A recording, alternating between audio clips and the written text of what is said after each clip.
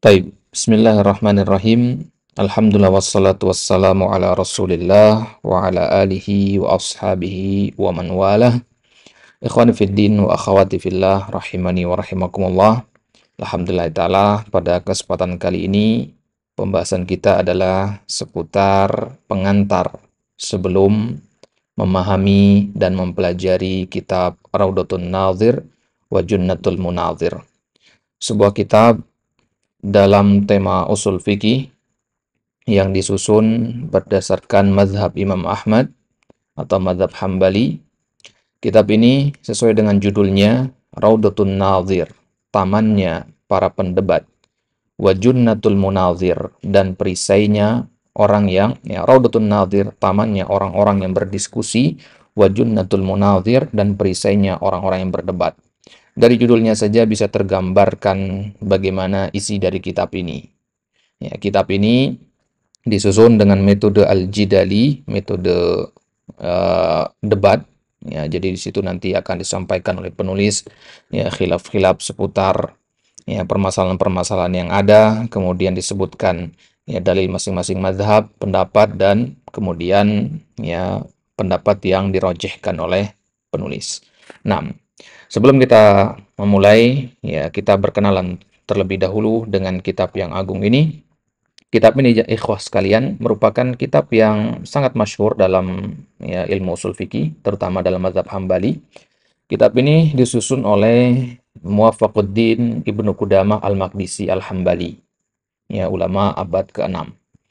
Beliau bermazhab Hambali, dan kitab ini beliau ambil rujukan utamanya dari Al-Mustasfa.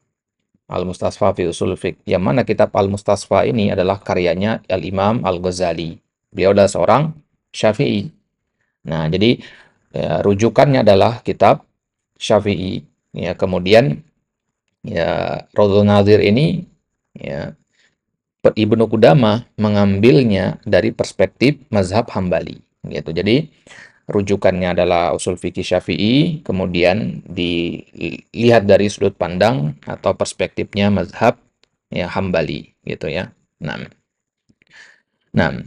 jadi kitab ini merupakan kitab kalau dalam mazhab Hambali dia merupakan kitab yang wajib untuk dipelajari sebelum mendalami kitab-kitab usul fikih yang lainnya. Dia merupakan salah satu tangga yang memang harus ya dilalui oleh setiap tulab.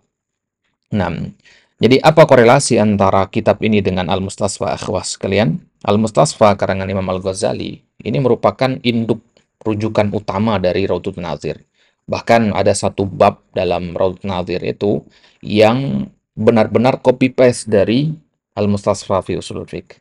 Nah, kemudian meskipun Imam Ibnu Qudamah mengambil dari Al-Mustasfa kebanyakannya, tapi beliau juga punya pendapat sendiri tentunya, tidak hanya copy paste saja.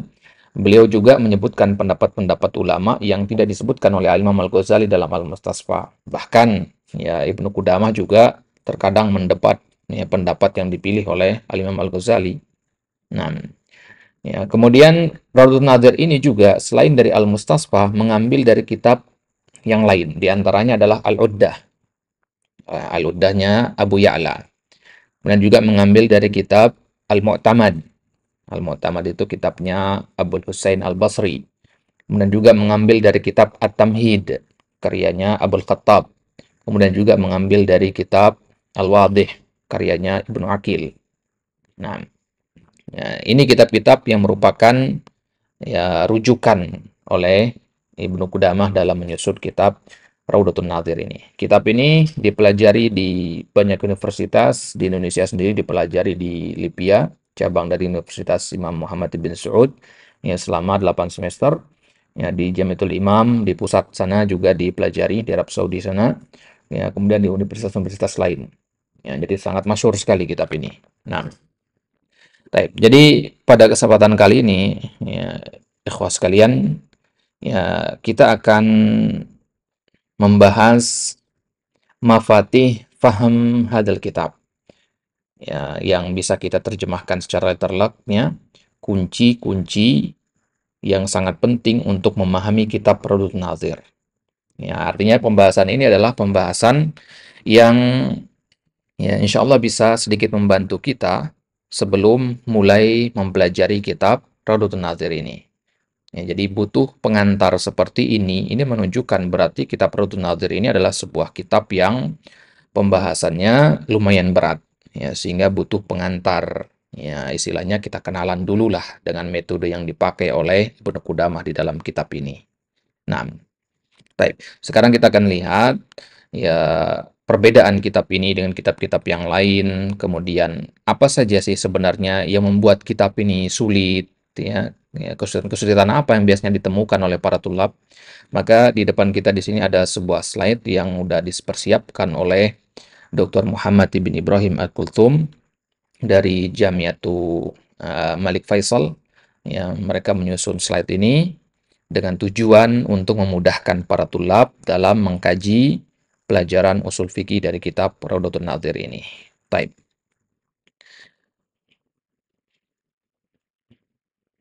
Nah, yang pertama kita akan ambil madkhalnya terlebih dahulu. Ya, apa saja yang akan kita kaji di sini? Ya, ini pembahasannya ringkas-ringkas saja, yaitu al-fi'ah al-mustahdafah minal waraqah, ya, kemudian as'ilatul waraqah, kaifa afhamu Raudhatun Nadhir, wa kaifa asilu min khilali dirasati Raudhatun Nadhir ila tahsil mutakamil fi usul fiqh. Ada dua pertanyaan pokok di sini yang penting untuk kita ketahui jawabannya, yaitu ya, kaifa afham Raudhatun Nadhir. Ya, gimana agar saya bisa memahami kitab Raudhatun Nadhir ini? Kemudian pertanyaan yang kedua adalah gimana caranya agar kita sampai kepada tahsil yang mutakamil, hasil yang optimal dalam mempelajari usul fikih dari kitab Raudhatun Nadhir. Ya, bagaimana agar belajar itu mutakamil, ya, optimal dan menyeluruh gitu. Karena kan kita belajar usul fikih ini. Gimana caranya sekarang agar ilmu usul fikih kita benar-benar optimal, ya, kita dapatkan dari kitab Raudhatun Nadhir ini. Nah, ya, artinya banyak orang mempelajari kitab Raudhatun Nadhir ini, tapi selesai dari belajar ini pemahamannya tidak optimal, begitu. Nah, baik. Sebelum masuk ke jawaban dari pertanyaan-pertanyaan itu, kita lihat di sini dulu abrozu anal siril quwwah wa tamayyuz fi Raudhatun Nadhir. Pokok-pokok yang paling zahir, yang paling jelas, yang membedakan antara Raudhatun Nadhir dengan kitab-kitab yang lain. Ya, artinya poin-poin yang paling penting yang berkaitan dengan Raudhatun Nadhir ini, yang pertama bahwasanya penulis kitab ini adalah pemilik akidah yang salimah. Ya, artinya tidak perlu diragukan lagi. Ya. Nah, jadi yang dimaksud dengan anasiru al-quwah itu adalah ya kenapa kita harus mengkaji kitab Raudhatun Nadhir ini, gitu. Jadi abrozu anasil quwwah wa tamayyuz bi Raudhatun Nadhir itu kenapa kok Raudhatun Nadhir ini dijadikan sebagai kurikulum selama ya belasan tahun di jamiah-jamiah? Kenapa?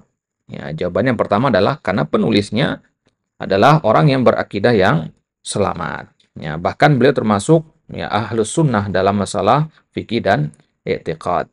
Nah, sebagaimana ini akan jadi jelas nanti dalam takrir beliau di dalam kitab Raudhatun Nadhir ini, ya. Nah, jadi keselamatan akidah seseorang itu berpengaruh juga ya terhadap apa yang ia sampaikan di dalam karyanya. Nah, ya. Nah, kitab ini sendiri, kenapa kok kita persyaratkan penulisnya harus berakidah yang selamat? Karena kitab Raudhatun Nadhir ini disusun dengan metodenya mutakallimin, metode ahlu kalam. Metode jidal itu metode ahlu kalam, ya. Ya, jadi ya, karena memang kita perujukannya kan Al-Mustasfa. Al-Mustasfa itu sendiri memang menggunakan metode mutakallimin. Nah, bahkan ya, Imam As-Sarqandi mengatakan ya di dalam kitab Mizanul Usul itu bahwasanya ilmu usul fiqh ya far'un li ilmi usulil kalam. Ya, dia adalah cabang dari ilmu usulil kalam. Baik, maka tentu sebelum mengkaji kitab dengan metode mutakallimin itu kita harus tahu dulu akidahnya, kita harus pastikan dulu, konfirmasi dulu kalau penulisnya benar-benar ahlus sunnah wal jamaah. Baik. Kenapa? Karena kebanyakan karya-karya dalam usul fikih, terutama dalam ya, apa namanya, dalam bidang ya apa namanya, dalam kitab usul fikih ini, ya kebanyakannya itu disusun oleh orang-orang Mu'tazilah, ya. Yang mana orang Mu'tazilah itu ya mereka menyelisihi kita dalam masalah usul, ya, menyelisihi kita juga dalam masalah masalah furu' gitu. Nah, ya, kenapa kita harus memastikan itu tadi? Ya itu tadi, agar kita jangan sampai salah pilih kitab, malah pakai kitabnya orang-orang Mu'tazilah nanti. Karena banyak sekali karya dalam usul fikih itu yang ditulis oleh orang-orang Mu'tazilah. Baik. Yang kedua, kenapa kok kita harus atau kita penting untuk mengkaji kitab Rut Nadir ini? Istimalul kitab ala tahriratin ilmiyatin gazirah, ya, wa jam'un li ahammi anasiril masail.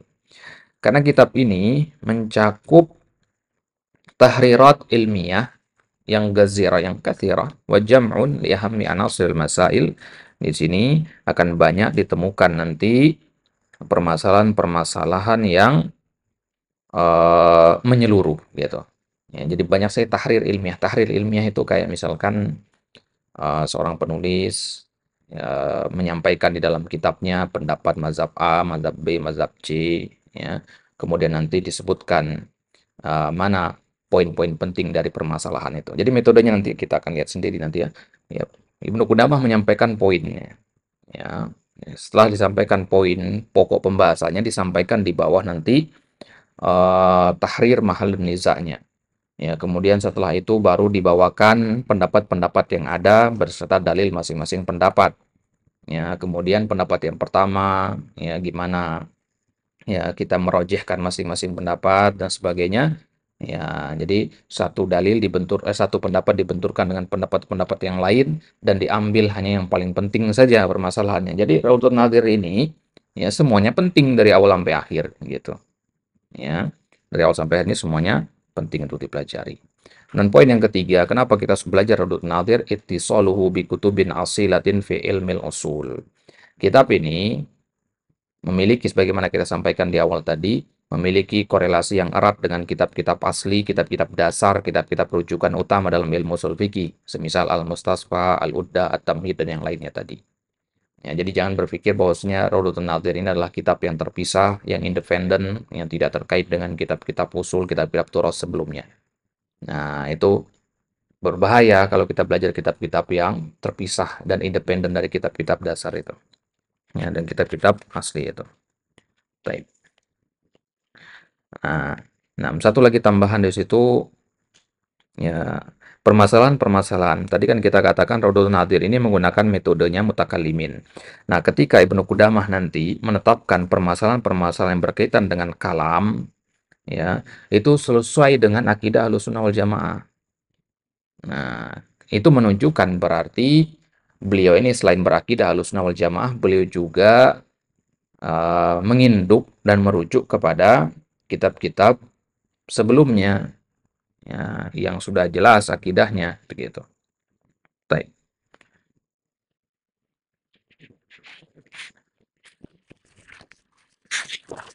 Ya, jadi kitab ini memiliki korelasi yang kuat dengan kitab-kitab asilah, kitab-kitab ya yang rujukan utama, ya. Kitab asilah, kitab rujukan utama. Yang paling utama di situ adalah kitab Al-Mustasfa Imam Ghazali, kemudian ada kitab At-Taqrib wal Irsyad, ya, karangan Al-Baqilani, kemudian ada juga kitab Al-Uddah tadi, ada kitab At-Tamhidnya Abul Khattab. Nah, itu kitab-kitab yang merupakan rujukan utama. Nah, jadi tidak independen kitab ini. Baik. Kemudian yang keempat, istimaluhu ala jumlatin minal maharati wal ma'arifil ulia. Kitab Rutun Nadir ini mencakup pembahasan-pembahasan yang tinggi, pembahasan-pembahasan yang penting, ya, yang kalau dipahami dengan baik pembahasan-pembahasan itu akan membentuk keahlian dalam berpikir dan keahlian dalam ya berlogika. Nah, jadi al-maharat wal ma'arif al-ulia ini maksudnya kalau seorang penuntut ilmu mempelajari kitab Raudhatun Nadir ini dengan baik, akan terrealisasi pada dirinya takwin al-ilmi. At-takwin al-ilmi itu apa? At-takwin al-ilmi itu kemampuan seseorang dalam tema usul fikih, ya, untuk beristidlal, kemudian mentahlil dan menakad serta dan mukoronahnya. Jadi maharot yang akan antum dapatkan setelah belajar Raudun Nadir itu nanti ada 4 maharot. 4 keahlian yang harus antum dapatkan. Yang pertama maharotul istidlal. Ya, kemampuan beristidlal. Antum akan lihat bagaimana contoh-contohnya nanti di situ, bagaimana Ibnu Qudamah beristidlal, bagaimana masing-masing mazhab yang disampaikan oleh Ibnu Qudamah beristidlal, ya. Kemudian maharoh yang kedua adalah maharoh at-tahlil, analisis. Ya, kemampuan menganalisis dalil, menganalisis pendapat yang ada. Nah, karena kita tidak mungkin menyimpulkan sebuah hukum dari sebuah dalil tanpa menganalisis dalil tersebut terlebih dahulu. Kemudian yang ketiga, maharoh an-naqad. Maharoh an-naqad itu kalau dalam ilmu hadis itu kurang lebih seperti jarah wa ta'dil. Jadi kita mengomentari, kemampuan untuk mengomentari, mentaklik, atau bahkan membantah kalau memang dia salah pendapat itu. Gitu. Jadi kalau kita sudah punya maharoh an-naqad ini, kita tahu titik letak kesalahan dari sebuah pendapat itu di sini. Sehingga kita bisa membantah tepat sasaran, tidak keluar dari ruang lingkup pembahasan. Kemudian maharot yang keempat adalah maharoh al-muqaronah, kemampuan untuk membandingkan pendapat-pendapat yang ada. Ya, jadi penulis nanti akan membawakan pendapat mazhab A yang dibawakan adalah ulama fulan, misalkan. Nah, nanti ya di catatan kaki kita akan temukan rujukan-rujukan lain. Nah, setelah kita konfirmasi ke rujukan-rujukan itu, nah gimana kita memukoronah pendapat ini? Artinya kita mengelompokkan, oh pendapat yang ini miripnya yang ini, pendapat ini miripnya dengan yang ini, gitu. Nah, ini dia 4 maharoh yang sangat penting dikuasai oleh setiap tulab, ya, yang semua itu ada di dalam kitab Raudhatun Nadir ini. Nah, sekarang setelah antum tahu kenapa kita belajar Raudhatun Nadir, pertanyaan selanjutnya adalah kenapa Raudhatun Nadir ini sulit? Ya, kenapa Raudhatun Nadir ini sulit? Nah, jadi sebelum belajar Raudhatun Nadir kita harus paham bahwasanya kitab ini sulit. Ya, ini kita tidak mujamalah ya, memang faktanya wakilnya kitab ini sulit. Ya, terutama bagi yang belum kokoh secara usul fikihnya misalkan. Nah, sekarang letak kesulitannya di mana? Ya, tujuan kita menyampaikan pembahasan ini tentunya adalah untuk menyiapkan seorang tulab, ya, agar tahu loh apa yang akan dihadapi nantinya. Nah, ya, alasannya kenapa kitab ini sulit, yang pertama adalah hadal kitab laisa minal kutubil ula fi sulami dirasati ilmi usul fiqh. Dia bukan kitab yang pertama, ya. Ya, jadi secara marhalahnya, secara fase dalam belajar usul fikih ini bukan kitab yang pertama. Ya, dalam tangga ilmu usul fikih itu bukan kitab yang pertama. Gitu. Nah, lantas apa kitab yang pertama yang harus dipelajari? Ya, ada 2 kitab yang pertama yang harus dipelajari yang berkaitan dengan ya, marhalah yang pertama, yaitu kitab Taqribul Usul ala Lataifil Usul. Ya, ada sebuah kitab judulnya Taqribul Usul ala Lataifil Usul, karangan Fadilatul Syekh ya, Dr. Ghazi Al-Utaibi. Nah, yang mana kitab ini, ya, kitab Taqribul Usul ala Lataifil Usul ini, dia satu level kurang lebih secara ini ya, secara kompleksitas pembahasan dengan kitab Al-Usul min Ilmil Usul atau Matan Al-Waraqat. Ya, jadi kalau antum sudah belajar Al-Usul min Ilmil Usul atau Matan Al-Waraqat atau salah satunya, nah, atau kitab Taqribul Usul, ini kitab yang apa namanya? Kitab yang sangat bagus sekali. Kalau antum yang sudah belajar Al-Usul min Ilmil Usul atau Matan Al-Waraqat merasa agak susah pembahasannya, maka ana sarankan antum untuk baca kitab Taqribul Usul ini. Ya, judulnya Taqribul Usul ala Lataifil Usul. Kenapa begitu? Karena kitab ini secara penyusunan sangat bagus sekali. Kalimat-kalimat pilihan katanya juga mudah, ibarah-ibarahnya mudah. Kemudian di situ banyak contoh dan prakteknya. Nah, itu dia kelebihannya. Kalau Al-Usul min Ilmil Usul dan Al-Waraqat itu kan matan bentuknya kan.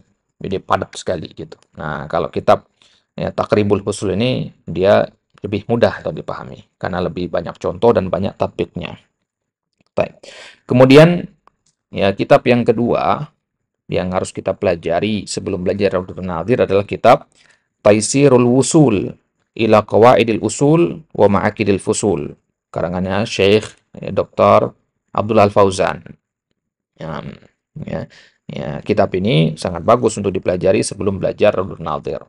Jadi ya, tahapannya seperti itu tadi ya. Al-usul min ilmil usul atau al-waraqat atau takribul usul. Ya, setelah itu naik ke tangga yang kedua, taisirul usul ila qawaidil usul wa ma'akidil fusul. Karangannya Dr. Abdullah Al-Fauzan. Nah, barulah kemudian belajar kitab Raudatun Nadir. Baik. Ya, itu idealnya seperti itu. Idealnya seperti itu. Bagaimana kalau belum belajar kitab-kitab itu tapi pengen langsung ke Raudatun Nadir? Bisa saja, ya. Tapi tentu perjalanannya akan lebih susah, gitu. Ya, karena fase-fase itu ibaratnya sudah kurikulum yang para ulama tetapkan. Ya, tahapannya ini. Jangan sampai masuk ke dalam ibarah, ya, ta'amul kibar, sumus sigor. Ya, makanan orang dewasa itu racun bagi anak kecil. Jangan sampai begitu. Nah, kemudian apa kitab ini juga ya susah dipelajarinya. Istimaluhu ala ba'di taqrirat al-ilmiyah allati tartabitu bi ulumin iddah. Kitab ini mengandung ketetapan-ketetapan ilmiah, kaidah-kaidah ilmiah yang berkaitannya tidak hanya dengan usul fikih tapi ilmu-ilmu yang lain juga. Antum harus kuat secara lugoh di sini, harus kuat secara mantiknya, harus kuat secara mustalah hadisnya, harus kuat secara ulumul Qur'annya, ya. Apalagi ilmu kalamnya. Nah, jadi muqaddimah mantikiyahnya saja ada kitab Raudatun Nadir ini. Ya, kalau antum lihat di kitab Raudatun Nadir ini ada muqaddimah mantikiyahnya. Muqaddimah mantikiyah itu pembahasan persiapan buat tulab untuk membentuk dasar ilmu mantiknya sebelum masuk ke kitab Raudatun Nadir ini. Ya, kenapa? Karena namanya usul fikih itu aroma mantiknya kuat sekali. Ya.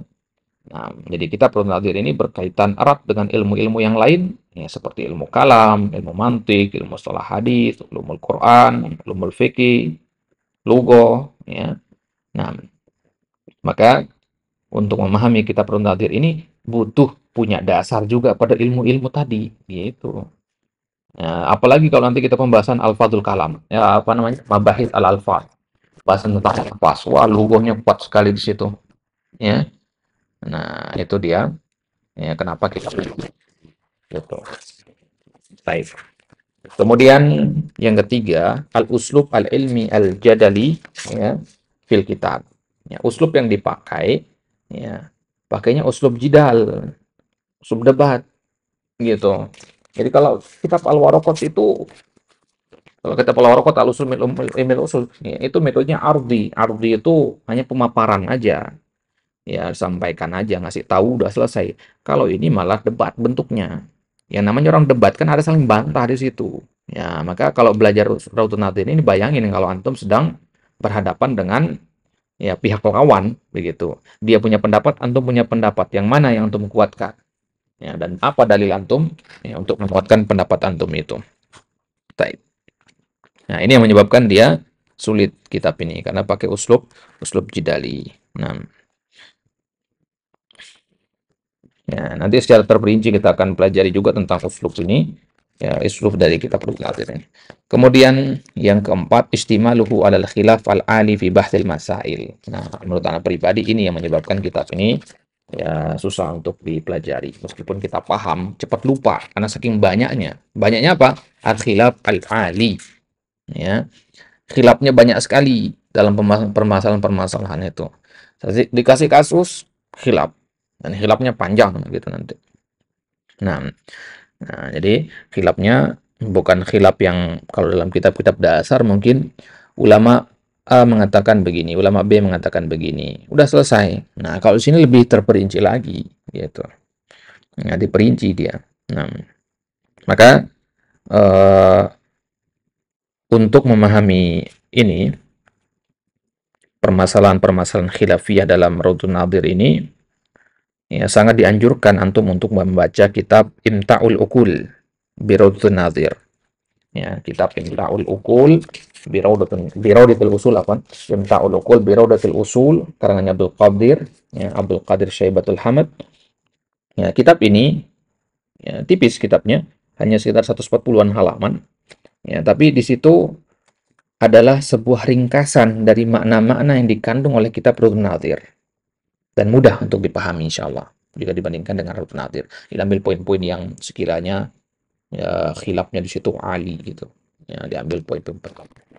Kitab yang sangat bagus sekali. Itu Birodatil Usul. Kalau ada yang minat ya, untuk kitab ya, PDF dari kitab ini, atau bisa tulis ya di kolom komentar, nanti kita akan kirimkan linknya. Baik.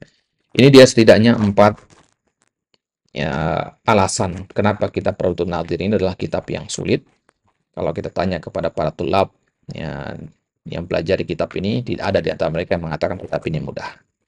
Ya, kitab ini lumayan berat, kurasa juga. Berapa poin ini penyebabnya, kenapa dia sulit. Ya, ditambah satu lagi, kalau bagi kita tulab Indonesian, maka penyebab kenapa sulit ini adalah karena mazhabnya berbeda dengan kita. Ya. Memang tidak terlalu lahir kan ya, tingkat kesulitannya. Ya, karena mazhab Hambali dan mazhab Syafi'i sendiri memiliki banyak kemiripan. Baik. Kemudian, nah sekarang kita baru masuk ke inti pembahasannya. Khutuwat fahmi Raudhun Nadir. Bagaimana langkah-langkah untuk memahami kitab Raudhun Nadir. Fasenya bagaimana? Yang pertama kita bagi khutuwat at-tamhidiyah, langkah-langkah awal, langkah-langkah pembuka. Yang pertama adalah iktina ut-taba'ah al-munasibah. Pilih cetakan yang sesuai, cetakan yang bagus. Nah, dan cetakan yang paling kita anjurkan di sini adalah cetakannya Isra'il Mutun. Ya, itu yang lebih topik ya dibandingkan dengan yang lain. Tingkat kredibilitasnya paling tinggi itu Isra'il Mutun. Nah, para masyayikh itu menganjurkan kita untuk pilih cetakan Isra'il Mutun. Nah, kenapa kita pilih cetakan Isra'il Mutun ini? Karena sudah dibentuk menjadi fakrah-fakrah. Jadi sudah diparaphrase. Nah, jadi kalau kitab yang lain, cetakan yang lain, itu pembahasannya isi kitabnya udah runut gitu aja. Nah, kalau ini udah dikasih spasi, ya, paragraf ini sampai sini dia gitu, sehingga tahu kita membagi pembahasannya gampang gitu. Kemudian di sampingnya nanti dikasih judul pembahasannya. Nah, itu dia. Sehingga untuk mencari pembahasan itu nanti kemudian hari gampang untuk merojahnya. Nah, jadi tertib maklumatnya tuh ya enak ya. Apalagi ada judul-judul di sampingnya itu. Ya, kita cetakan yang lain belum ada yang seperti itu. Baik. Jadi itu dia ya, cetakan Isra'il Mutun. Ya, kalau ada yang butuh cetakannya bisa tulis di kolom komentar nanti. Baik. Kemudian yang kedua, ikhtiar syekhin mutamakin fi ilmil usul li qiraatil kitab alaih. Memilih guru yang mutamakin, yang fasih dalam masalah ini. Ya.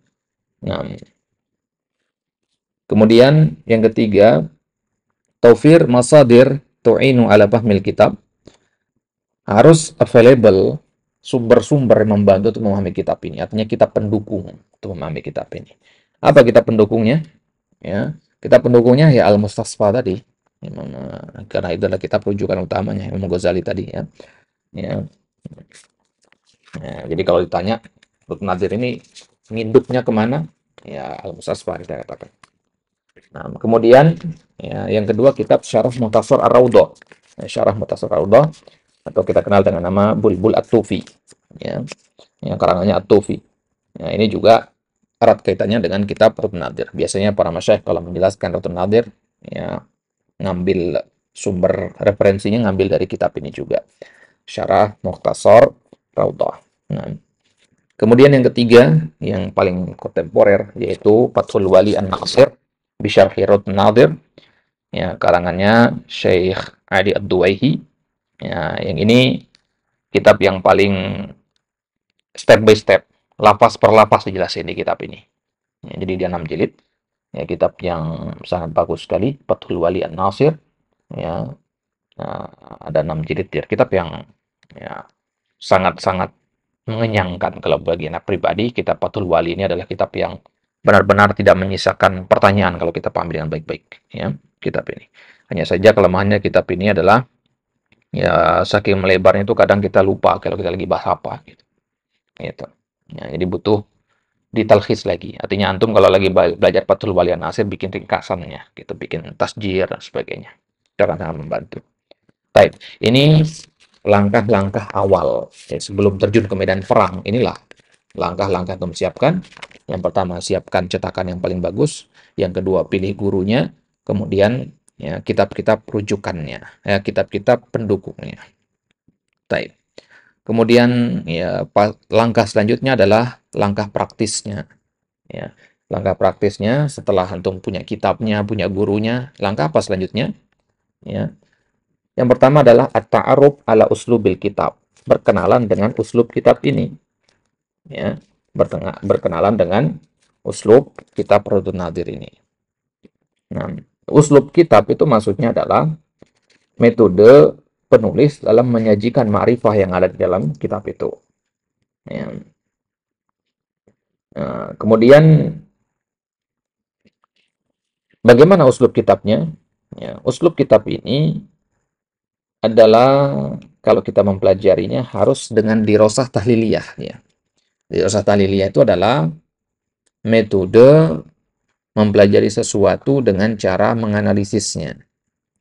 Nah, jadi kita menganalisis ya, setiap lafaz, maksudnya apa, ya, baru kemudian kita kaitkan dengan ya judul pokok dari permasalahan ini. Ya, jadi kalau kita ya ingin lebih terperinci lagi, apa yang harus kita lakukan untuk mengenali uslubul kitab? Yang pertama adalah kita pilih sebuah permasalahan, sebuah kasus dari kitab Raddun Nadhir ini, kemudian setelah itu kita analisis. Ya, kita analisis setiap lafaz yang ada di situ, baru kemudian langkah selanjutnya ya kita apa namanya?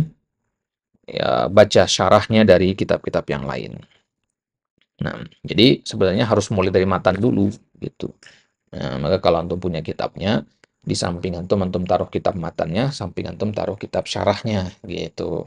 Ya, satu kitab boleh, teman kadang suka tercampur maklumatnya. Baik.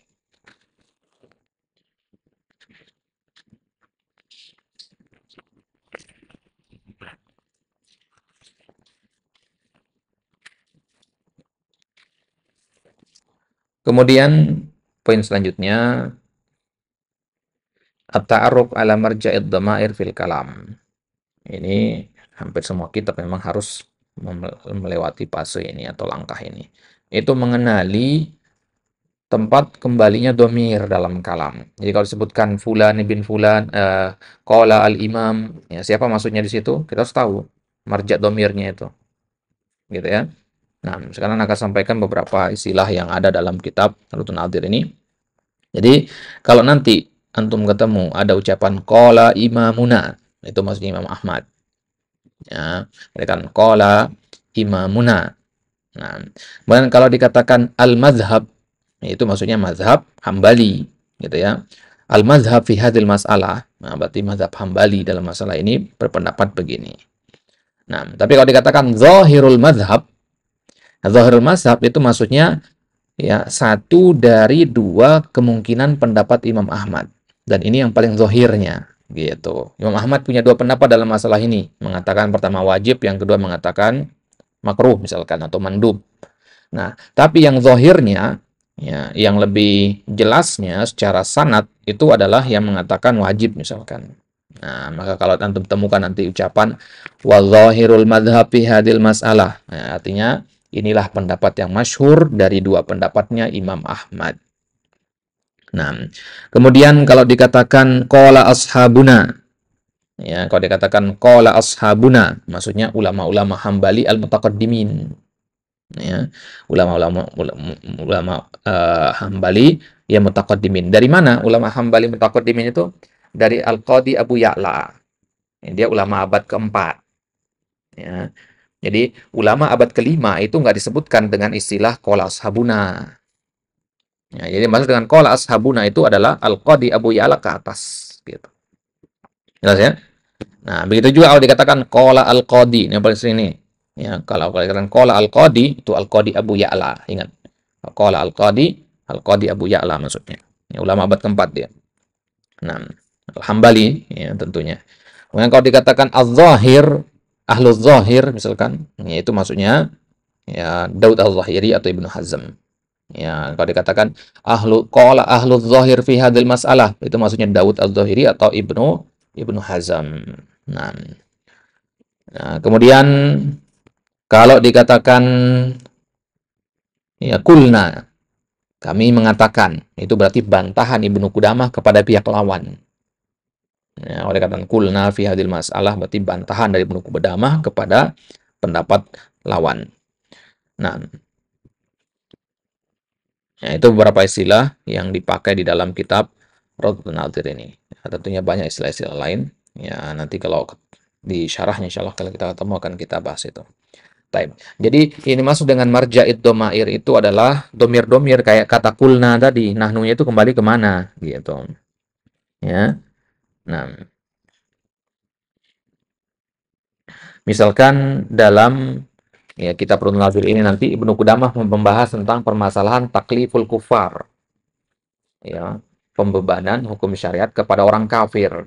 Di situ beliau menyampaikan dua pendapat dalam masalah ini, ya. Ya, dua pendapat yang beliau sampaikan di situ. Kemudian beliau mengatakan annahum mukhatabuna biha. Salah satu dua pendapat itu ada mengatakan annahum mukhatabuna biha. Bahwasanya mereka itu mukhatab, menjadi target dari hukum syariat itu, pembebanan syariat itu. Nah, sekarang ya thalib harus paham biha di situ maksudnya siapa. Kemudian hum di situ maksudnya siapa. Annahum maksudnya orang kafir. Mukhatabuna biha. Ha di sini maksudnya adalah furu' fikih, cabang-cabang fikih. Berarti artinya orang-orang kafir itu mukhatab dengan masalah-masalah fikih yang cabang, semisal perincian dalam masalah sholat, puasa, zakat, furu'-furu' seperti itu. Ya, orang kafir juga mukhatab mereka dengan itu. Nah, itu satu dari dua pendapat yang beliau sampaikan. Nah, penting berarti mengetahui kemana kembalinya domir itu. Kenapa? Karena nggak semuanya nanti ada dalam kitab domir itu. Kalau kita kan misalkan datang Muhammad, kemudian saya menyalaminya. Ada kata Muhammad di situ. Tapi kalau dalam Rotun Nadir ini langsung mengatakan saya menyalaminya. Kita bingung. Ya, di sini kembalinya kemana? Gitu. Nah, jadi ya salah satu yang menyebabkan kitab ini gumut kata para ulama adalah karena kasratud domair wa khafaul maksud. Banyaknya domir, banyaknya kata ganti di dalamnya, dan samar maksud dari domir ini kemana gitu. Bisa kembalinya ke sini, bisa kembalinya ke situ gitu. Bingung orang kadang. Ya. Nah, itulah pentingnya harus pakai syarah baca kitab ini. Baik. Kemudian yang ketiga, at-tanabbuh ilal qawaid al-manhajiyah, ya, yang disebutkan oleh Ibnu Qudamah dalam kitab ini. Ya, jadi nanti di situ ada kaidah-kaidah yang penting untuk kita ketahui. Yang mana kaidah itu adalah sebuah kerangka berpikir dalam ilmu ushul fikih tentunya ya. Nah, nanti Ibnu Qudamah nanti akan menyampaikan secara tersirat dalam satu paragraf misalkan di situ kita bisa sarikan satu kaidah ya. Nah, misalkan kaidah dalam ushul fikih yang ma'ruf al-amru idza tajarrada anil qara'in fa huwa lil wujub misalkan. Nah, ya beliau nggak akan menyampaikan kaidah ini seperti apa yang disebutkan barusan, tapi beliau akan memaparkan dalam bentuk paragraf, contoh, kasus baru. Kemudian kita sendiri yang menyimpulkan, merumuskan dari kaidah. Oh, kesimpulannya begini, gitu. Nah, maka ya kita harus tanabuh dalam masalah ini. Tanabuh itu artinya harus kita awas, harus kita sadar akan adanya ya kaidah-kaidah itu. Nah, ini yang penting bagi tulab di sini. Kenapa? Kebanyakan tulab melihat dari paragraf ini ada maklumat penting. Ya udah lewat gitu aja. Nggak mencatat poin penting dari paragraf tadi. Poin penting ini padahal sebenarnya sebuah kaidah. Yang mana namanya kaidah itu rumus itu harus dihafalin kan. Ya. Nah, kemudian yang keempat, ma'rifatus siyaqil masalah, memahami konteks permasalahannya. Nah, ya ini jelas insya Allah ya. Jadi konteks permasalahannya harus kita pahami. Artinya ya kalau masuk ke poin ini yang selalu kita sampaikan itu irji ilal asal. Kalau nanti dalam permasalahan cabang antum bingung, maka kembalilah selalu ke awal pembahasan lagi.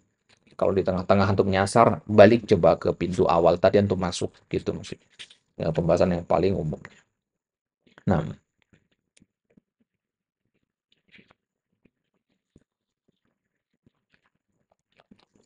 baik. Ya, jadi wadah insya Allah ya, yang maksud dengan siyakul masalah begitu. Nah, kenapa Apa yang dimaksud dengan siyaqul masalah secara gampangnya kita katakan itu korelasi satu permasalahan dengan permasalahan sebelum atau setelahnya. Ya, itu namanya siyaqul masalah. Jadi permasalahan itu disampaikan oleh Ibnu Qudamah, diurutkan begitu saja, bukan sembarangan urutan itu. Ya. Permasalahan yang ini, kenapa kok dia datang permasalahan setelah permasalahan yang ini? Kenapa permasalahan yang ini kok setelahnya permasalahan yang ini? Nah, jadi ada korelasi pasti antara sebelum dan sesudahnya. Ya, itulah yang dimaksud dengan kata ya siyaqul masalah di sini. Nah, ya, semisal dalam permasalahan nanti ada permasalahan kiasus syabah, ya. Permasalahan kiasus syabah itu ya disampaikan oleh Ibnu Qudamah setelah menyampaikan permasalahan inhiramul munasabah. Ya, permasalahan inhiramul munasabah. Kenapa? Karena untuk memahami permasalahan kiasus syabah, kita harus memahami dulu apa itu inhiramul munasabah. Ya, nanti akan kita bahas apa itu inhiramul munasabah. Baik, kemudian yang ke ya, selanjutnya.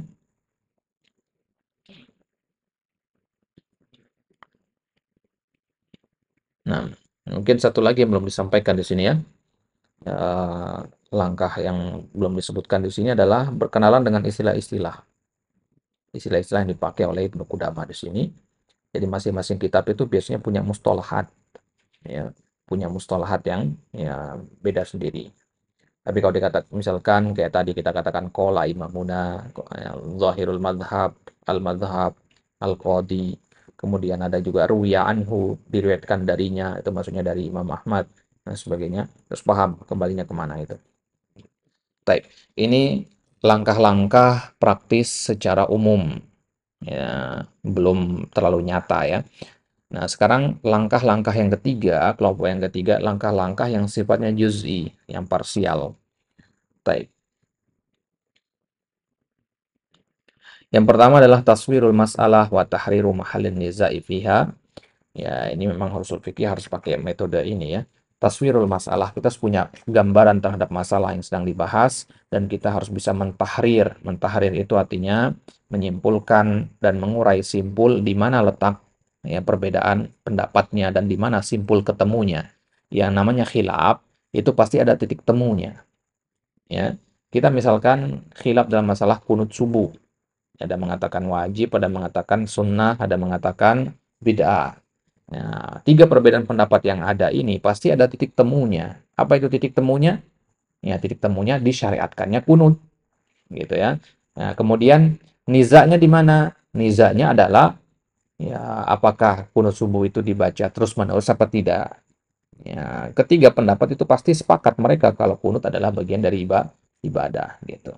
Ya, yang menjadi khilafnya adalah dalam masalah yang mana gitu. Jadi simpul khilafnya di mana. Itu namanya tahrir mahalun mahalun niza. Nah, nah, jadi taswirul masalah dulu baru kemudian tahrir mahalun niza. Taswirul masalah itu ya harus punya gambaran tentang kasus yang sedang dipelajari. Ya, lagi bahas apa, misalkan atau harus paham secara umum gitu. Nah, di antara langkah-langkah yang bisa membantu kita untuk mentaswir sebuah permasalahan, ya, itu adalah dengan fokus kepada unwanul masalah, ya, judul masalahnya itu. Fokus ke situ dulu, ya. Nah, ya, itu kemudian ya, kalau tahrir mahal niza, ya misalkan ya kita perhatikan ucapan Ibnu Qudamah ya, dalam dalil-dalil yang ada, baru bisa kita simpulkan tahrir mahal nizanya. Misalkan di permasalahan al-amru hal yaqtadit tikror, perintah itu apakah mengandung makna pengulangan? Beliau menyebutkan di situ beberapa pendapat yang mana kemudian kesimpulannya ya beliau mengatakan iqtada at-tikror ya.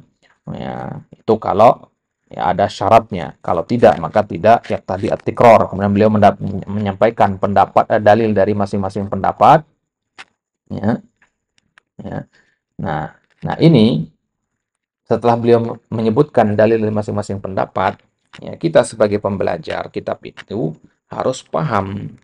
Ya, sebelum Ibnu Qudamah tadi menyampaikan pendapat-pendapat yang berbeda tersebut, kita harus tahu dulu pendapat-pendapat tadi titik temunya di mana. Nah, ada 3 atau 4 pendapat kalau tidak salah di permasalahan al-amru hal yaqtadi at-tikror. Ada 2 kalau nggak salah ya. Ya, na'am atau la gitu. Ya, yaqtadi tikror au la yaqtadi at-tikror. Nah, yang yaqtadi at-tikror ya dengan layak yang mengatakan layak tadi at-tikror itu mereka titik temunya di mana? Letak kesepakatannya di mana gitu. Baik. Nah, jadi letak kesepakatannya bahwasanya para ulama itu sepakat al-amr idza ta'allaqa bi illah fa innahu yatakarrar bi takarruri illati. Ya, jadi ke sebuah perintah itu yatakarrar kalau ilahnya juga yatakarrar. Gitu. Ini letak titik temunya. Nah, sekarang yang menjadi khilafnya di mana? Yang menjadi khilafnya adalah bagaimana hukum asalnya amr itu. Pada awal mulanya amr itu apakah yaqtadi at-tikrar atau tidak? Kalau amr itu ilahnya berulang, maka berulang juga si amr tadi. Nah, itu sepakat dua mazhab itu gitu. Nah, sekarang letak khilafnya adalah hukum asalnya amr itu jadi tikrar apa enggak? Ini kita ngomong tanpa melihat kepada ilahnya berulang apa tidak gitu. Nah, sebagaimana dikatakan Imam Al-Mawardi, al-illatu tsabitah yatakarral amru bitakarruriha ittifaqan. Ya, ittifaqan kata beliau di situ. Baik. Nah, sekarang ini mungkin letak sulitnya juga kitab ini. Tahrir Mahallun Niza ini tidak selamanya kita disajikan secara instan oleh Ibnu Qudamah. Lebih seringnya kita sendiri yang berusaha. Nah, maka antum harus bisa bikin ringkasan dari kitab Rudun Nazir ini dengan mengelompokkan permasalahan ini, judul permasalahannya ini. Dari judul permasalahan antum punya tasawur masalahnya. Kemudian setelah itu di bawahnya antum tulis apa? Tahrir mahal nizanya. Ya, persis sama kayak Bidilul Mujtahid itu, tabel-tabelnya itu begitu. Baru kemudian sampaikan pendapat-pendapat yang ada, ya, berapa pendapat yang ada, pemilik pendapatnya siapa, dan dalil masing-masing pendapat, baru kemudian di bawahnya rudutnya. Nah, di bawah barulah kemudian antum masuk ke al-hasil atau mana yang antum rojihkan, kalau memang ada yang rojih. Baik.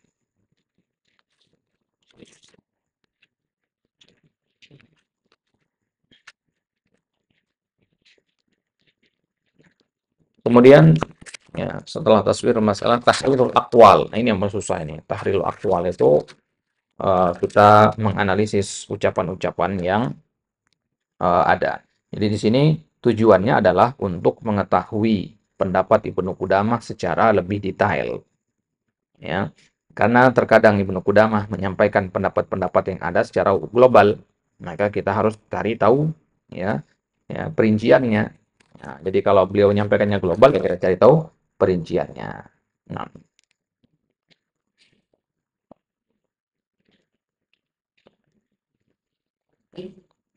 baik. Contohnya misalkan Ibnu Qudamah itu sering menyampaikan pendapatnya Mu'tazilah. Mu'tazilah kan alul kalam, ya. Nah, sering disampaikan. Misalkan dalam permasalahan tentang hukum taklif. Apakah pembebanan bagi orang-orang yang terpaksa, takliful mukroh ya, takliful mukroh itu. Jadi Ibnu Qudamah menyampaikan ya dua pendapat di situ. Apakah orang yang terpaksa itu masuk ke dalam taklif atau tidak? Ya. Pendapat yang pertama mengatakan masuk ke dalam taklif. Pendapat yang kedua mengatakan ya dzalika muhal, enggak masuk. Enggak mungkin itu. Dan ini pendapat yang kedua ini pendapatnya Mu'tazilah gitu. Nah, maka Ibnu Qudamah hanya menyebutkan ini pendapat Mu'tazilah. Tugas kita selanjutnya apa? Memperinci ya, atau mencari sumber aslinya, apakah benar Mu'tazilah mengatakan begitu? Ya, ya, maka kita cari sumbernya kemana. Nah, dan siapa yang dimaksud dengan Mu'tazilah di situ? Ya, nah, Mu'tazilah kan kelompok ya, secara global. Nah, maka penting berarti kita ya punya rujukan lain, bukan sekunder. Baik. Nah, ini ringkas saja tahlil aqwal yang panjang sebenarnya pembahasan itu. Ya, kalau kita ingin meluaskan di situ ya banyak hal yang berkaitan dengan tahrirul aqwal ini. Dan yang ketiga fahmul adillah wal munaqasyat 'alaiha, memahami dalil. Ya, setelah kita analisis ucapan per ucapan, sekarang yang namanya ucapan pasti masing-masing punya dalil pendukungnya. Antum menyampaikan sebuah pernyataan harus dikuatkan dengan adanya bukti atau dalil. Nah, apa dalilnya? Nah, itu juga harus antum pahami dalil yang dipakai. Kenapa kok mazhab A memakai dalil ayat ini, ya. Letak letak penggunaan dalilnya kok bisa mereka milih dalil ini gitu. Wajah istidlalnya mana gitu. Ya. Sisi pendalilan istilahnya ke dalam usul fikih ya. Nah, kemudian yang keempat, ma'rifatu al-mustalahat. Nah, ini perincian dari khutbah yang sebelumnya, yaitu mengenali istilah-istilah yang dipakai. Nah, ya, istilah-istilah yang dipakai oleh Ibnu Qudamah, kita pahami istilah-istilah itu. Nah, di antaranya misalkan kalau Ibnu Qudamah mengatakan at-tashih, ya, ya kalau dikatakan kata at-tashih, ya, maka ya itu maksudnya ya, itulah pendapat yang beliau rojihkan. Ya. Kalau beliau mengatakan walana, nah itu berarti beliau sedang membantah ucapan yang sebelumnya. Nah, itu. Kemudian yang selanjutnya ma'rifatu ad-dawabit fil mas'alah, memahami dawabit ya permasalahan, poin-poin yang penting dengan permasalahan tersebut ya. Ya. Yang dimaksud dengan ya dawabit permasalahan itu ya permasalahan yang disebutkan oleh Ibnu Qudamah dalam kitab ini. Ya, baik. Misalkan ketika Ibnu Qudamah membahas tentang riwayatul hadis bil makna, ya, beliau menyebutkan pendapat yang memperbolehkan. Ya, di dalam pendapat yang memperbolehkan itu beliau sebutkan beberapa duabit. Ya, duabit itu maksudnya qaidnya. Ya, misalkan yang membolehkan meriwayatkan hadis secara makna itu mereka mempersyaratkan harus mereka orang yang alim bidilalatil alfad. Nah, ini namanya duabit. Ya. Nah, jadi Ibnu Qudamah menyampaikan pendapat pendapat orang yang memperbolehkan riwayat bil makna. Ya, tapi pendapat ini mereka menetapkan syarat. Syaratnya haruslah orang tersebut orang yang paham tentang dilalatil alfaz. Ya, tentang makna dari lafaz. Artinya orang yang alim. Nah, kemudian yang selanjutnya ma'rifatu haqiqatil khilaf. Ya, mengenali hakikat dari khilaf ini. Ya, misalkan dalam permasalahan apakah al-fardu itu sama dengan al-wajib? Ya, apakah al-fardu itu sama dengan al-wajib? Nah, sebenarnya khilaf ini kan kita harus tahu dulu apa pentingnya kita tahu khilaf ini, gitu. Ya, apa pentingnya kita tahu khilaf ini? Apakah dia berpengaruh gitu kepada ya, hukum syariat, kepada amaliyah ibadah kita? Nah, maka dalam permasalahan al-fardu, hal huwa wajib amla? Fardu apakah sama dengan wajib? Ibnu Qudamah menyebutkan permasalahan nanti di penutupnya itu beliau mengatakan ya wala khilafa fi inqisamil wajib ya ila maqtu'in wa madnun wala hajra fi istilahat ba'da fahmil makna. Ini kalimatnya Imam Ghazali.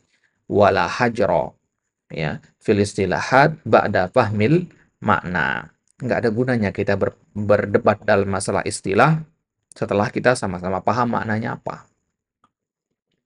Ya, kita sudah sama-sama sepakat air itu adalah zat cair yang kita minum berwarna bening. Ya. Tapi kalau ada orang mengatakan enggak, zat cair berwarna bening itu bukan air namanya. Ya, dia namanya cairan. Yang kita mengatakan air, dia mengatakan cairan. Tapi kita sama-sama tahu hakikatnya apa. Ya udah kalau sudah paham maknanya, ya, ya kalau kata para ulama la musyahata bil istilah, nggak ada boleh debat dalam masalah istilah itu.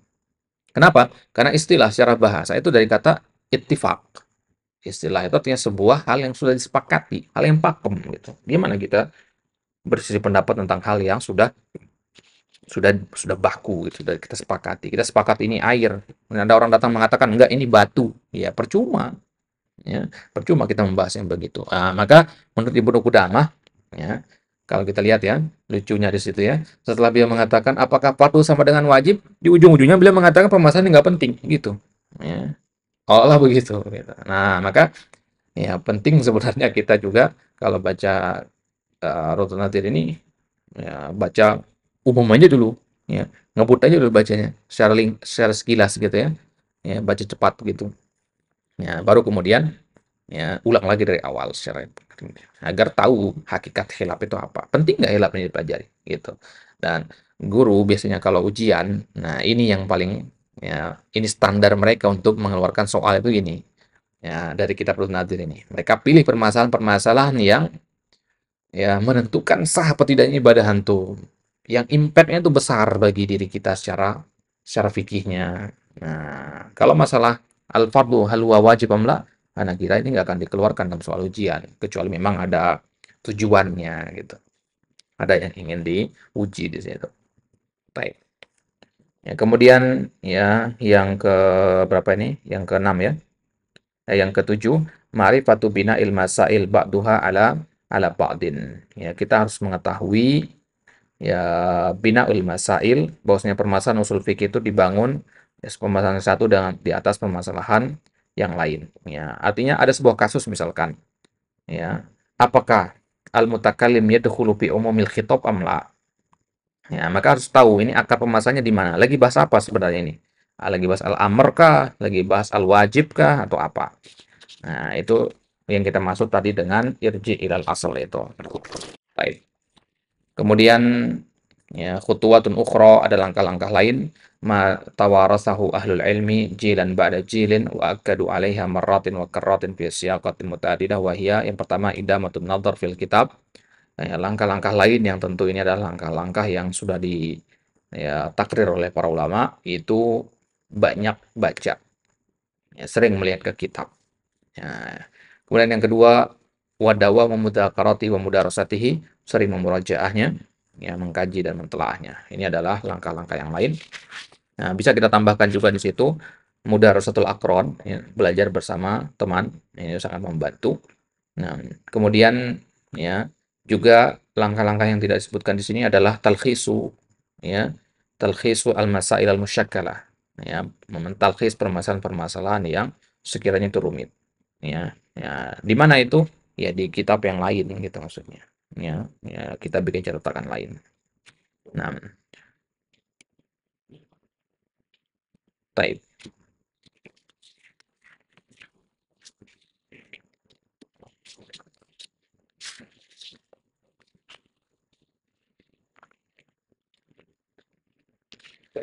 Kemudian abrazu ma'ayyir dhabti kitab Nadir al-Qudra ala syarhil ma'ani wal masail.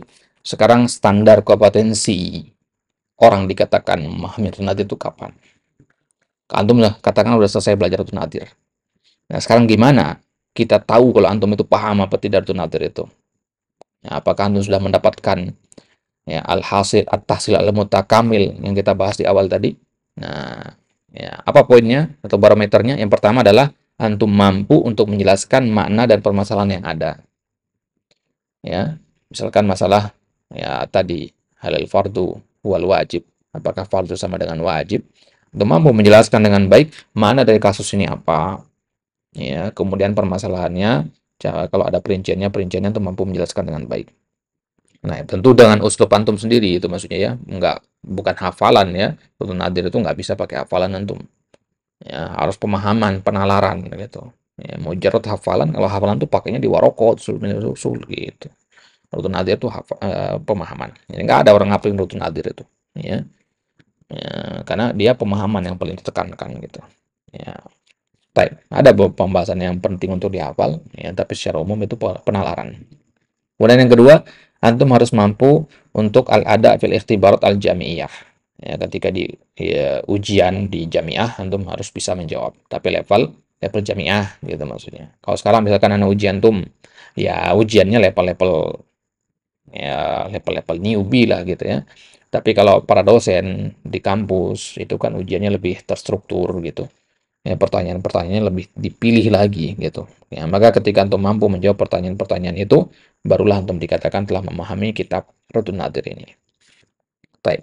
Kemudian yang ketiga, al-qudra ala istihdar al-qawaid al-usuliyah wa istimaluha fil qira'ah al-ilmiyah wa mulahatu wujudiha wa asariha. Nah, ini yang paling ribet ini.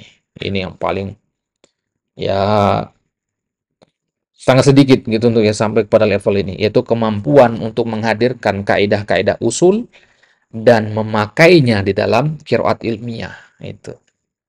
Jadi setiap antum baca kitab yang lain nanti antum teringat dengan kaidah yang ada dalam Radun Nadir dan itu antum terapkan dalam memahami kaidah dalam kitab tersebut. Nah, ini kan ya level level yang tinggi sekali gitu ya. Nah, Nah, kemudian eh, ada berapa juga yang belum disebutkan di situ. Itu apa namanya? Mampu untuk menyajikan kembali pendapat-pendapat mazhab Hambali, ya. Jadi setelah antum mampu mensyarah makna dan permasalahannya, mampu menjawab soal-soal ujian, mampu menghadirkan kaidah-kaidah usul fikih tadi, antum juga harus mampu menyajikan pendapat-pendapat mazhab Hambali serta membandingkan dengan pendapat-pendapat mazhab yang lain. Ya, karena Raudhun Nadir ini kan berdasarkan mazhabnya Imam Ahmad, ya. Baik. Kemudian antum juga harus punya kemampuan untuk memisahkan permasalahan-permasalahan yang sifatnya mutasyabih, ya. Permasalahan yang, ya, misalkan dalam permasalahan al-amr, di situ nanti ada banyak permasalahan. Ini kan mirip-mirip. Kenapa? Karena akarnya satu. Nah, ini masih bisa bedakan permasalahan yang pertama dan permasalahan yang kedua. Titik pembedanya mana, gitu. Nah, ya, jadi ini juga sangat penting sekali ya untuk dipahami bahwasanya kita harus bisa membedakan, ya, harus bisa membedakan, mengelompokkan itu, mengklasifikasikan kasus-kasus per kasus itu. Nah, jadi bentuk permasalahan cara penyajian kitab ini nanti gitu. Jadi nggak diajarin antum permasalahan ini begini gini gini, nggak dijelasin, ya, ya. Jadi kayak begini. Anda ingin menyampaikan sebuah informasi ke antum, tapi Anda menyampaikan dengan cara ngajak antum debat, ngajak antum diskusi gitu, ya. Ya, maka Ana posisikan diri Ana sebagai orang memegang ucapan yang rojih dan antum sebagai, ya, audiensnya, Ana posisikan sebagai marjuhnya, gitu. Nah, dengan dialog berarti bentuknya kan, dengan dialog. Ya, sehingga itulah sebagaimana kita sebutkan di awal tadi, salah satu alasan kenapa kitab ini susah dipelajari adalah karena dia metodenya metode seperti itu. Baik. Dan Mukammilat Rutun Nadir, fase selanjutnya itu fase pelengkap untuk memahami Rutun Nadir. Ya, sempurnakan Rutun Nadir gitu ya. Maksudnya pendukung gitu ya. Selain kitab Rutun Nadir dan rujukan utama yang tiga tadi, ya, apa yang harus kita lakukan, yaitu ikmalul anasir al-muhimmah fil masail al-usuliyah mimma lam yakun mawjudan fi Rutun Nadir. Menyempurnakan unsur-unsur yang penting dalam permasalahan usul fikih yang tidak ada dalam kitab Rutun Nadir. Nah, itulah insya Allah kita akan mulai membahas kitab Az-Zawaid, ya. Az-Zawaid ala Raudun Nadir, yaitu sebuah kitab yang membahas permasalahan-permasalahan yang tidak ada dalam kitab Raudun Nadir. Ya, tentu kita rujuk ke Raudun Nadir juga dulu nanti insya Allah. Baik. Jadi penting antum untuk mengetahui nggak semua usul fikih itu ada, tidak semua permasalahan usul fikih ada dalam kitab Raudun Nadir. Permasalahan mana saja yang tidak ada, itu penting juga untuk dipelajari sebagai pelengkap. Nah, ya, kemudian yang selanjutnya adalah sabru wa fahsul ma'lumat, ya, sabru wa fahsul ma'lumat allati hassalaha min dirasatihi li kitab Rutun Nadir. Kita mengukur, ya, kita mengukur sejauh mana maklumat yang sudah kita dapatkan setelah belajar kitab Rutun Nadir ini. Ya, bagaimana cara metode untuk mengukur itu? Ya, bisa dengan, ya, menulis sebuah pertanyaan dan kemudian mencari jawabannya sendiri. Ya, bisa juga dengan cara diskusi. Ya, kita suruh teman, "Akhi, tanyakan pada saya tentang permasalahan ini." Ya, nanti Anda coba jawab sesuai dengan kitab Nadir, gitu. Nah, ya, kemudian yang ketiga, al-inayah bil mumarasah al-amaliyah, ya, praktek. Ya, jadi usul fikih itu memang dia teori dulu. Ya, habis setelah itu dia sifatnya praktis sebenarnya, ilmu praktis sebenarnya Nadir itu. Bukan hanya nazari saja, gitu. Baik. Jadi harus apa namanya? Kan kita kembali ke awal coba. Ilmu usul fikih itu mempelajari tentang bagaimana mengeluarkan sebuah hukum dari dalil yang sudah ada, gitu kan. Nah, kita Raudhun Nadir ini lebih dakik dari itu. Tujuan utama usul fikih itu kan belajar gimana ngeluarin hukum. Nah, kalau Raudhun Nadir itu dia belajar dan melatih otak kita bagaimana mengeluarkan kaedah yang tersembunyi dari hukum. Jadi kan fase selanjutnya dalil. Kalau belajar usul fikih dari Warokot, belajar gimana dapat hukum dari dalil tadi. Setelah dapat hukum ini, Raudhun Nadir punya peran di sini. Perannya bagaimana? Ya, dari hukum ini, antum menetapkan, merumuskan sebuah kaedah. Yang mana kaidah itu nanti antum simpan di kepala antum, antum pakai selama-lamanya untuk memahami kitab-kitab yang lain. Ya, jadi ibaratnya Nurul Nadir ini adalah kita lagi nyiapin pisau, mengasah pisau, yang mana pisau ini nanti akan kita gunakan untuk berbagai macam keperluan, potong sayuran, untuk potong pohon, dan mungkin yang lainnya, gitu. Di tempat-tempat yang lain. Ya, itulah kenapa harus ada sisi al-amaliyahnya, harus ada sisi tatbiknya, gitu. Baik. Wali takmil binaan ala ma sabaqa namazijun minha, takmil suratil masalah, ya, sebagai pelengkap juga, bahwasanya kita harus ya menyempurnakan penggambaran kita, tasawur kita terhadap sebuah permasalahan yang ada dalam kitab Raddun Nadir.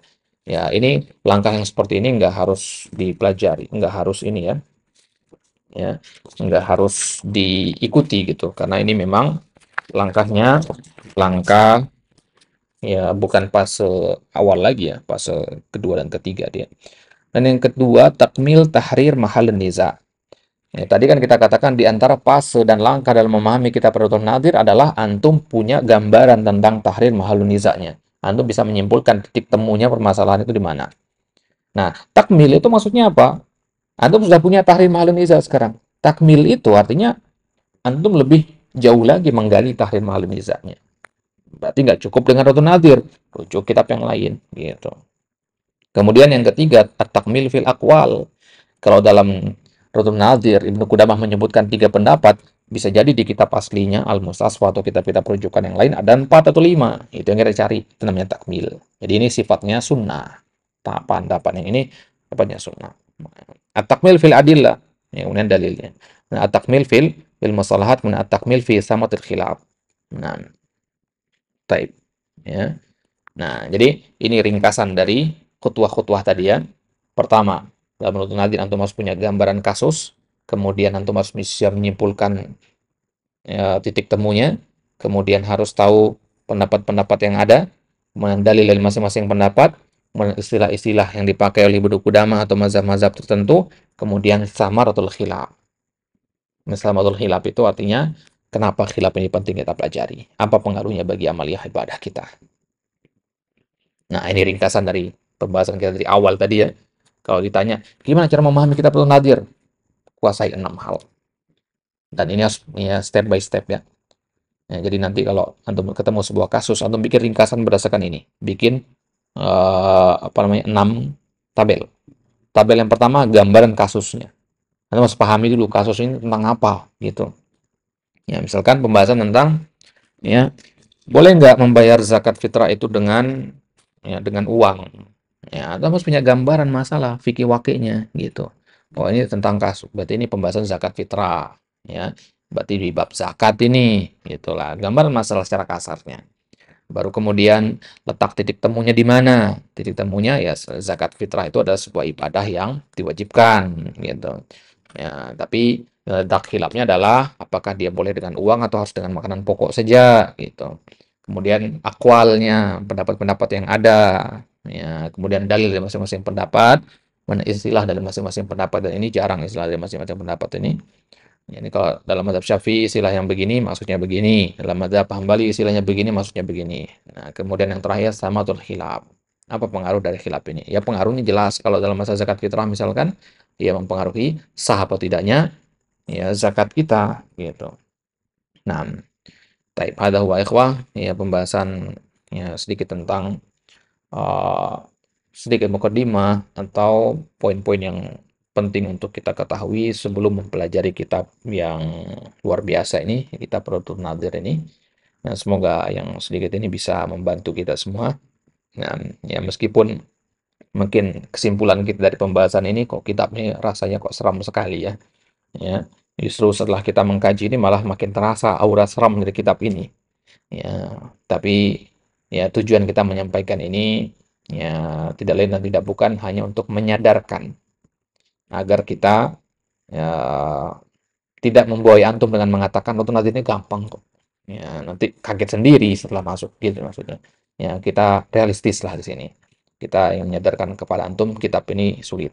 Bukan untuk menakut-nakuti, tapi agar antum bisa menyiapkan ya hal-hal yang dibutuhkan dalam memahami kitab Rotun Nadir ini. Nah, ya, antum pahami sendiri di sini kalau sampai sebuah kitab ada kitab pengantarnya, itu berarti dia kitab yang luar biasa gitu. Entah luar biasa kompleksnya, luar biasa sulitnya, atau luar biasa pentingnya. Nah, itu saja. Ya, dan kitab ini luar biasa penting, luar biasa kompleks, dan luar biasa sulit. Nah, ya, tapi insya Allah ya, ya, biaunillah tidak ada yang mustahil. Ya, kita banyak-banyak saja berdoa. Ya, sekarang wasilah untuk belajar, masya Allah sudah banyak sekali. Ya, syarah-syarahnya sudah antum bisa temukan di YouTube. Ya, kalau ada yang butuh link untuk syarah-syarah yang terkait dengan Dr. Nadir, ya bisa tulis di kolom komentar, nanti kita akan kirimkan antum link-link yang berkaitan dengan ini. Nah, Allah taala ala wa alam. Semoga Allah Subhanahu wa taala memudahkan ya perjalanan kita semua dalam mempelajari agamanya yang hak ini. Ya, insyaallah dengan niat yang benar, Allah Subhanahu wa taala mudahkan kita semua. Allahumma amin wa akhiru da'wana alhamdulillahirabbil alamin. Wassallallahu ala nabiyina Muhammad wa ala alihi washabihi wassalam. Wassalamualaikum warahmatullahi taala wabarakatuh.